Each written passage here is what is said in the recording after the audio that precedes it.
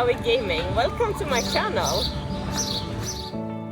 So today I'm gonna be showing you time freeze potential in PvP and with some gameplay starting first, and then a Warden Magden PvP build based around time freeze skill later on. And time freeze is basically a Psijic skill which makes the time slow down and then finally stunning all enemies in the area in place, which is super cool and this has great potential. For example, here we can stun everyone on the ram, for example, from range.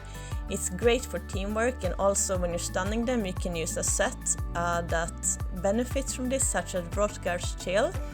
And this set, you can read more about it later, but basically it ignores spell and physical resistances, so it's pretty good on tanks and stuff that's trying to go through a breach and go into a keep.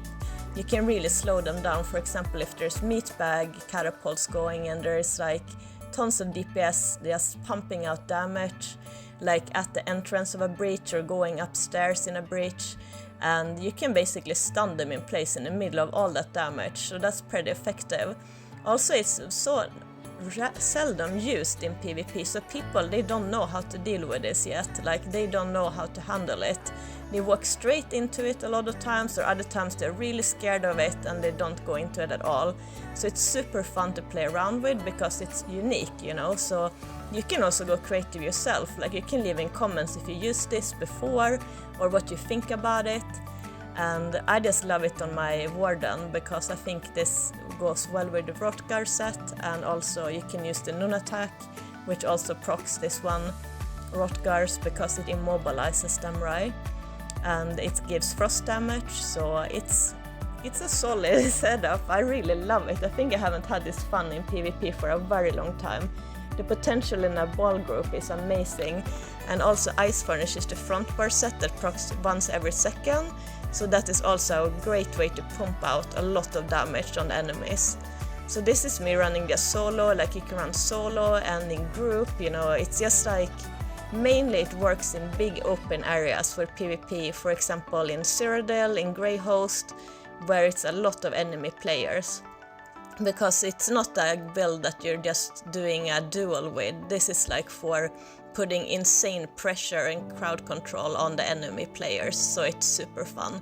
I named it Zerg Herder because it's actually made to control groups and where they're going.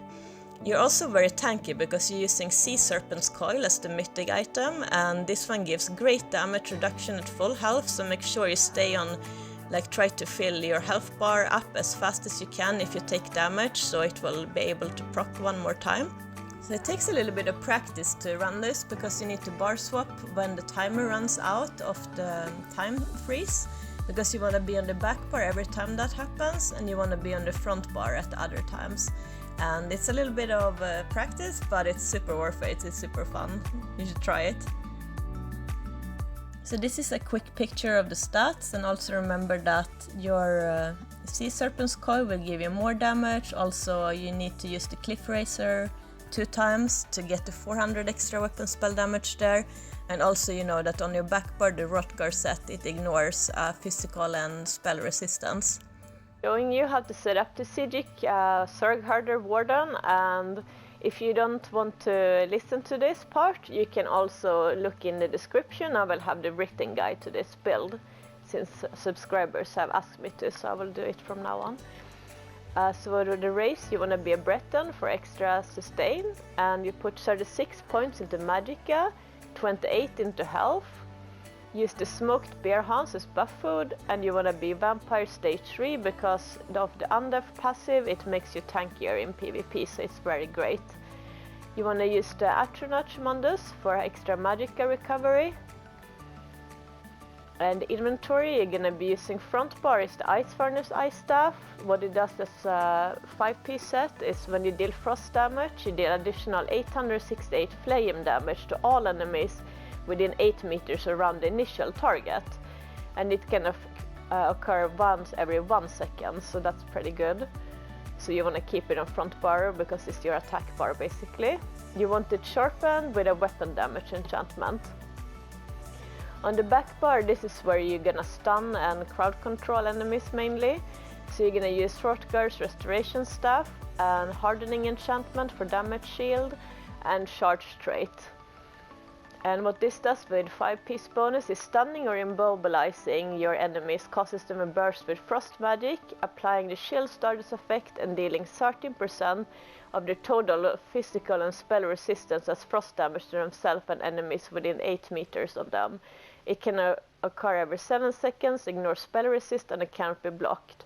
So this can be pretty fun to put on a ram, and also make sure that when the time stops, it has a timer countdown, and when it's over, you want to be on this bar because of the 5-piece bonus is active on this bar.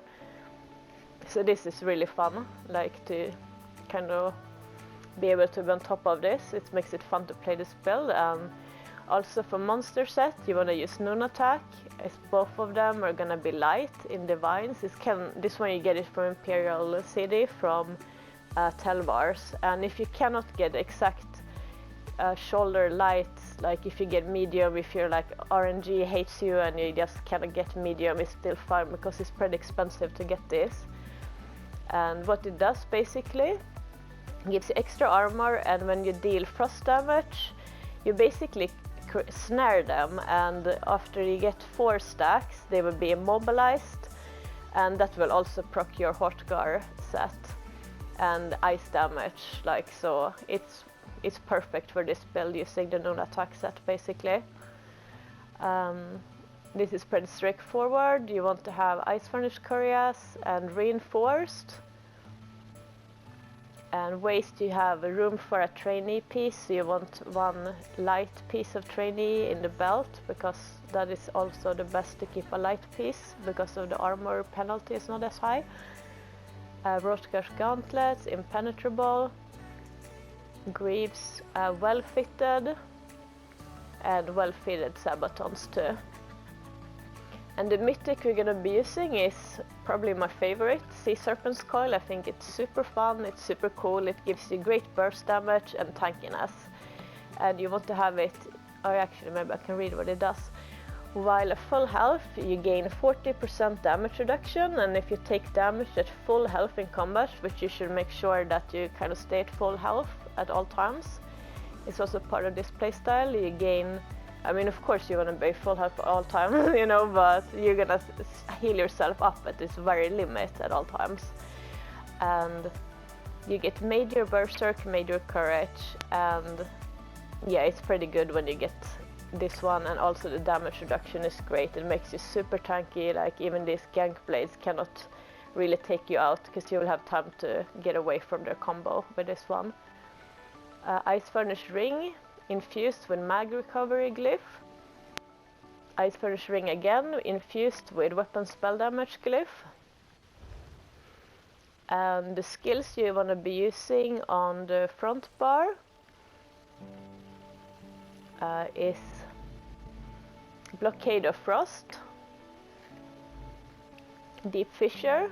This is a really great Warden skill. This one should basically be on everyone when they play this one in PvP.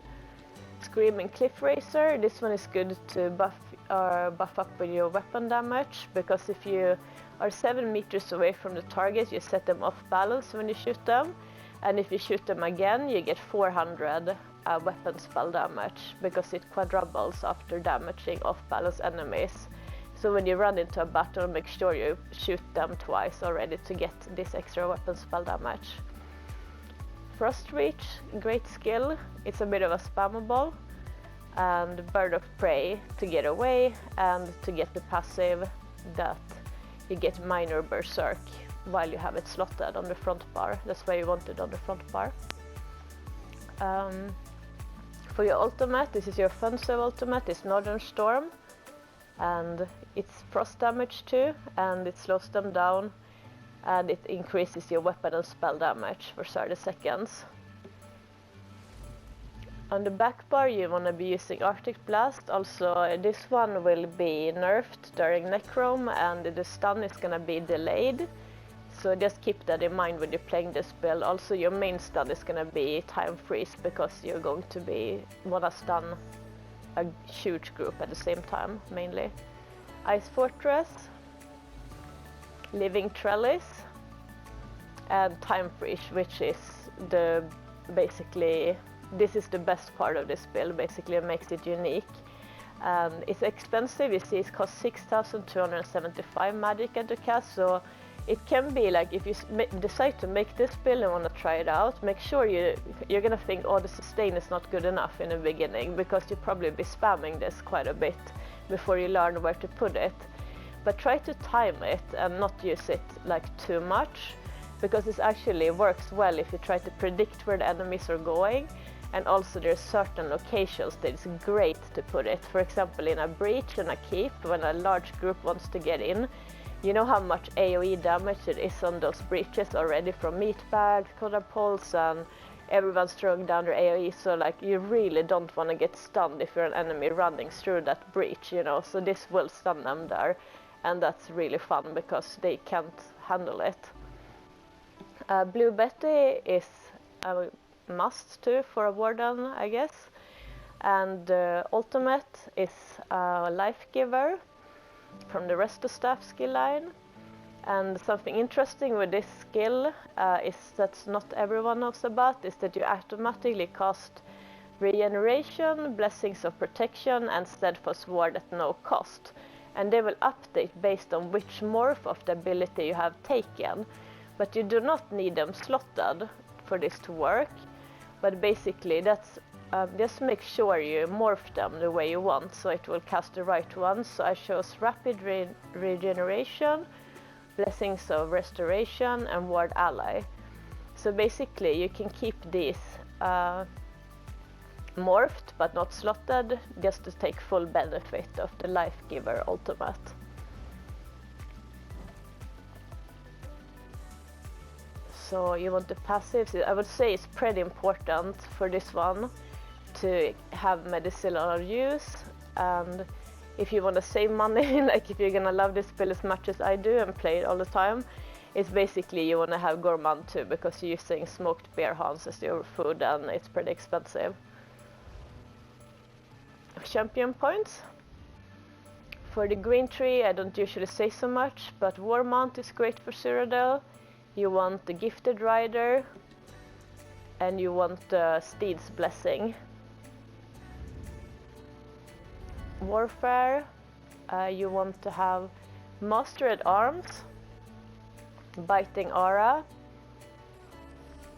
Ravening Blows, because this one heals you when you deal direct damage, and it heals you for 7% of the damage done, which I think is really good. And Wrathful Strikes. For the red tree, you want to have Celerity to be a bit faster. You're not going to be super fast on this build, but you'll be a bit faster. Sustained by Suffering. Expert Evasion.